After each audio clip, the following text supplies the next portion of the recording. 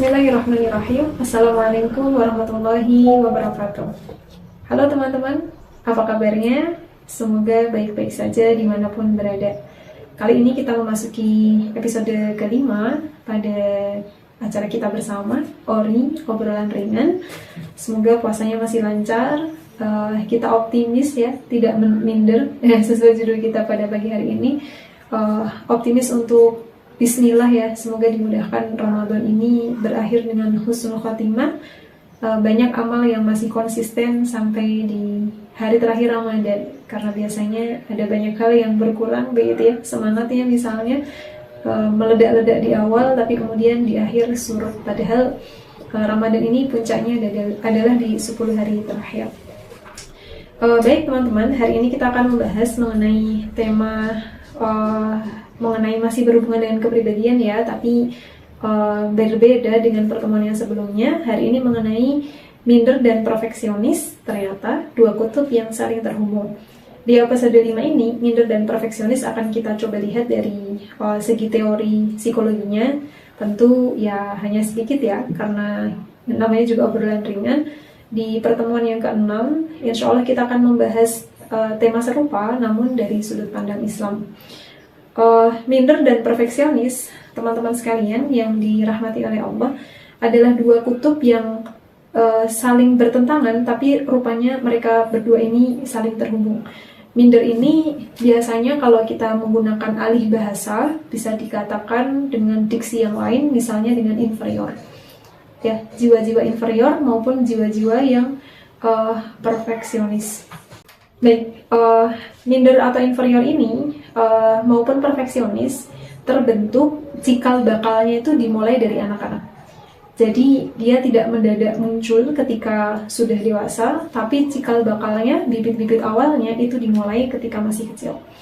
Nah, inferior dan perfeksionis ini lebih erat kaitannya dengan cara seseorang ketika masih kecil diperlakukan dalam bab dikritik, mengkritik, atau ketika dia melakukan suatu kesalahan dan bagaimana respon orang di sekelilingnya ketika dia melakukan kesalahan. Ya, ada anak kecil ketika melakukan kesalahan, dia dikritik habis-habisan ya, dianggap bodoh, dianggap tidak bisa, dan itu menjadi pola harian yang dia terima. Atau ada anak kecil yang kemudian ketika dia salah, dia diberikan ruang-ruang psikologis, pemakluman untuk belajar dari kesalahan. Tentu dua anak ini sangat mungkin bertumbuh dengan situasi psikologis yang berbeda. Anak-anak yang overkritik pada masa kecilnya, sangat mungkin mereka kehilangan rasa percaya diri, kemudian mengembangkan perasaan inferior, di mana perasaan ini mengarah pada makna ketidakmampuan seseorang untuk menghadapi bahkan tugas-tugas harian, apalagi tantangan-tantangan besar.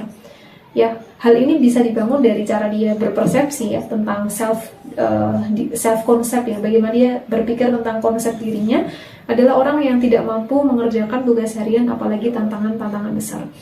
Ya, pada aslinya sebenarnya mungkin dia mampu, tapi karena respon-respon sosial atau respon pengondisian dari orang di sekelilingnya menempatkan dia sebagai anak yang dikritik secara keras untuk kesalahan-kesalahan harian yang dia lakukan, dia mengembangkan persepsi bahwa dia tidak mampu. Sehingga jiwa inferior itu mulai tumbuh dalam dirinya sejak kecil dan mungkin berkembang sampai dewasa. Nah, kemudian jiwa perfeksionis juga seperti itu. Ya, ketika ada anak kecil yang dikomentarin gitu ya, ini kenapa tidak sempurna gitu ya, kemudian diberikan feedback tentang isu-isu perfeksionis, maka seorang anak kecil gitu ya, ketika dia tumbuh dengan pola seperti ini, tidak hanya sekali dua kali, maka sangat mungkin dia akan memiliki perasaan-perasaan untuk terus menjadi perfect. Ada satu jurnal menarik teman-teman, di antara banyak sekali yang bisa kita explore sebenarnya. Ya, jurnal ini terbit tahun 2023, artinya masih cukup baru ya. Settingnya sebenarnya Turki, tapi secara teoritikal ada beberapa hal umum yang bisa kita ambil. Kalau kita belajar jurnal kan memang harus lihat konteks di mana penelitian ini dilakukan ya, karena bisa jadi tempat di mana penelitian ini dilakukan ketika diuji cobakan di tempat lain hasilnya sangat mungkin berbeda. Ya, kalau penelitian yang tampak di layar ini settingnya adalah Turki, tapi ada beberapa teori basic yang dimunculkan dalam jurnal ini, misalkan pada paragraf ini ya. Teman-teman ya, ada tokoh psikologi namanya Alfred Adler ya, atau biasanya kita sebut nama belakang beliau gitu ya, Adler.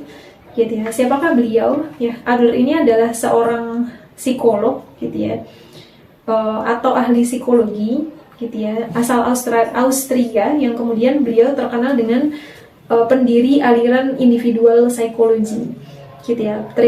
Teori beliau yang terkenal menekankan pada perasaan inferioritas gitu ya, dan keinginan untuk mencapai superioritas untuk mencapai suatu pencapaian tertentu. Jadi ada motivator utama dalam perkembangan diri dan sosial ya, dimotori oleh perasaan inferior yang kemudian berdinamika dengan kebutuhan superior dalam mencapai suatu tantangan tertentu.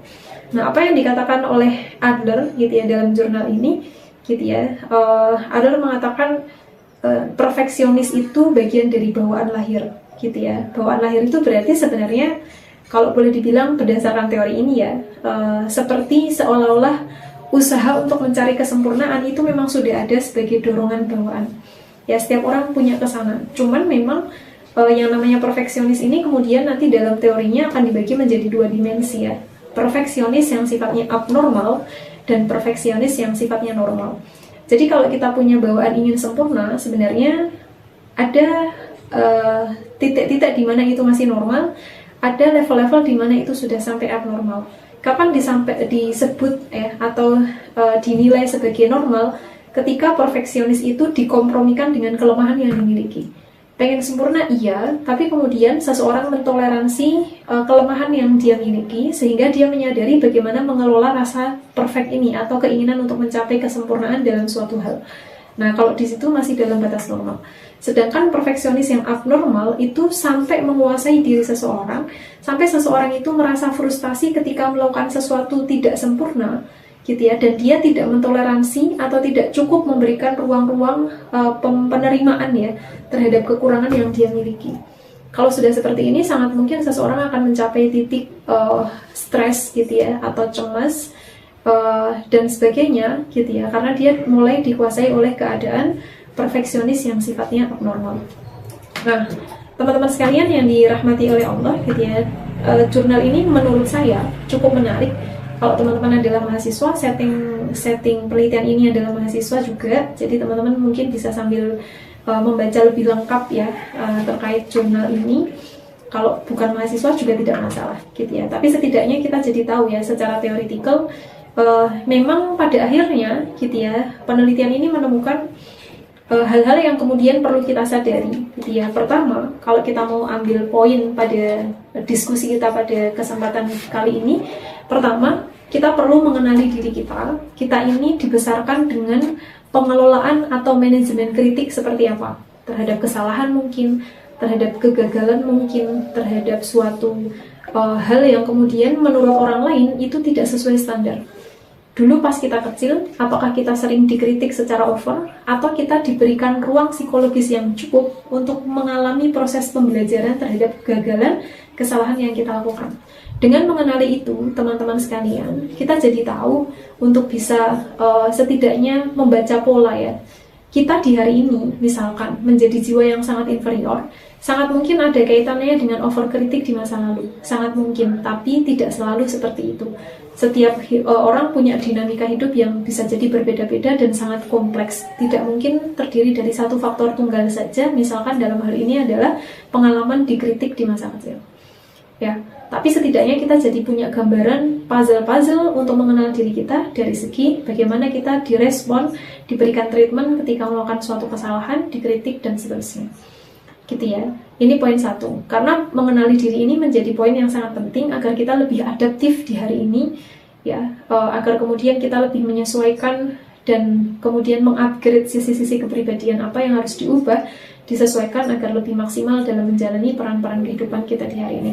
Poin kedua, teman-teman sekalian, dari penelitian ini menemukan bahwa di sini dituliskan ya bahwa ternyata perfeksionis ini gitu ya memiliki hubungan secara positif dengan inferior. Gitu ya, maknanya apa? Gitu ya, maknanya ketika seseorang itu memiliki perasaan perfeksionis, maka sebenarnya akan ada titik di mana dia juga punya perasaan inferior yang cukup kuat juga. Jadi titik kanannya itu ekstrim, titik kirinya juga bisa ekstrim gitu ya. Kalau seseorang itu menginginkan sesuatu yang sempurna gitu ya, misalkan dalam menghadapi suatu tugas, menghadapi suatu tantangan dalam kehidupannya, menghadapi suatu delegasi tugas dari atasan misalkan begitu ya, kemudian dirinya ini terbentuk sebagai jiwa-jiwa yang perfect, selalu mengusahakan sesuatu titik dalam bentuk yang sangat sempurna. Ketika perfeksionisnya ini sudah berada dalam level abnormal ya, artinya dia sangat menginginkan kesempurnaan itu tanpa memberikan ruang yang cukup bagi dirinya sendiri menerima segala kekurangan, itu berhubungan kuat dengan titik inferioritas yang juga tinggi ya. Maka kadangkala orang-orang yang kemudian merasa pengen selalu sempurna, in the other side, dia kalau melihat sesuatu tuh juga punya perasaan, saya tuh bisa nggak ya gitu ya, yang kemudian saya itu apa istilahnya ya, bisa lebih baik nggak ya dari orang lain gitu ya. Yang kemudian dari penelitian ini diketahui ya, skala yang digunakan untuk menilai perasaan inferior itu meliputi beberapa dimensi ya. Misalnya dimensi tentang keputusasaan gitu ya. Nanti kalau dia mengusahakan sesuatu, kemudian ada suatu hal yang salah, ya sangat mungkin dia merasa putus asa karena bayangan perfectnya tuh sangat tinggi gitu ya, maunya gini. Begitu dia melakukan kesalahan yang sederhana sebenarnya menurut orang lain, tapi bagi dia itu bisa menghasilkan rasa putus asa gitu ya, karena dia punya sisi inferior juga sebenarnya gitu ya. Atau kemudian sisi skala inferior ini gitu ya juga mencakup dimensi namanya penolakan terhadap nilai diri gitu ya, atau usaha superioritas yang tidak berguna. Jadi dia lebih sering menilai dirinya, kalau misalkan ya dia untuk sampai ke perfect yang dia mau, kemudian ada hal yang tidak sesuai dengan yang dia pikirkan, dia akan merasa bahwa semua yang dia lakukan itu nggak guna gitu ya, yang dia lakukan itu nggak guna, yang dia lakukan tidak lebih baik dari orang lain, yang dia lakukan itu sudah gagal, padahal sebenarnya dia masih mungkin berproses.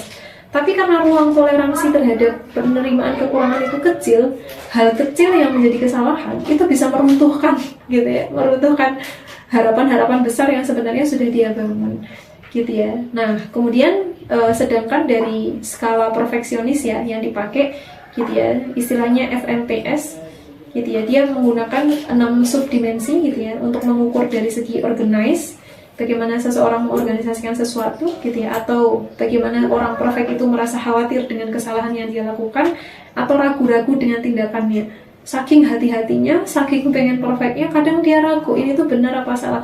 Pertimbangannya jadi sangat banyak sekali. Maka kadang orang perfect itu jadi overwhelmed gitu ya sama pikirannya sendiri. Itu jadi penuh banget gitu ya kepalanya gitu ya. Terus jadi tumbuh uban. Nggak tahu ya, saya nggak tahu ada korelasinya nggak orang perfect sama ubanan gitu ya. Tapi ada banyak hal gitu yang dia pikirkan, pertimbangannya tuh jadi kayak banyak banget. Apakah pertimbangan yang banyak itu salah? Ya tentu tidak gitu ya, tapi ketika itu tidak dimanajemen dengan baik, itu justru seringkali akan menghasilkan perasaan sering ragu untuk mengambil suatu langkah saking pengennya mencapai kesempurnaan gitu ya. Skala perfeksionis ini juga dihubungkan memiliki subdimensi ya, dengan harapan dari orang tua, kemudian kritik dari orang tua gitu ya, kemudian standar pribadi yang dimiliki gitu ya, yang kemudian total dari skala ini ada 35 pernyataan untuk 6 subdimensi ya. Nah, oleh karena itu ya teman-teman sekalian yang dirahmati oleh Allah, kalau poin 1 adalah mengenali diri kita pernah ditreatment dengan cara apa terhadap kesalahan gitu ya. Poin kedua, kita mendapati kenyataan bahwa berdasarkan penelitian ini terdapat hubungan gitu ya yang positif dari beberapa dimensi maupun subdimensi antara perfeksionis dengan inferior. Semakin seseorang itu kemudian merasa punya perfeksionis yang sangat tinggi, maka sangat mungkin di in the other side-nya dia akan punya sisi-sisi inferior juga sangat kuat. Kalau sedikit aja dia melakukan kesalahan, dia sangat mungkin merasa frustasi, dia mungkin merasa mengkritik dirinya melebihi yang nyata gitu ya, yang kemudian sangat mungkin itu menghantarkan seseorang pada guncangan-guncangan psikologis sampai seseorang mungkin mengalami, mohon maaf gitu ya, gejala depresi. Tidak semuanya, tapi beberapa kasus yang pernah kami temui di ruang konseling, perfeksionis ini yang kemudian tidak di manajemen dengan baik gitu ya, tidak menyediakan ruang psikologis yang cukup pada segala kelemahan diri, justru malah mengundang gejala-gejala depresi pada diri seseorang. Poin kedua. Poin ketiganya, mari kita manajemen. Usaha untuk menjadi sempurna itu boleh, tapi ya siapapun kita di masa lalu, entah dikritik dengan cara apapun, dikondisikan dengan parenting seperti apapun itu, mari kita melihat diri kita lebih bijak. Setiap orang menginginkan yang terbaik dalam kehidupannya, iya.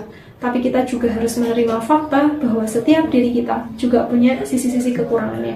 Dimana sisi kekurangan itu bukan untuk dihujat, sisi kekurangan itu bukan untuk dihakimi, tapi sisi kekurangan itu untuk diterima, dimaklumi, ditoleransi, dan diberikan upgrade yang benar, gitu ya. Kemudian dia akan berpadu dengan sisi-sisi usaha untuk mencapai yang terbaik.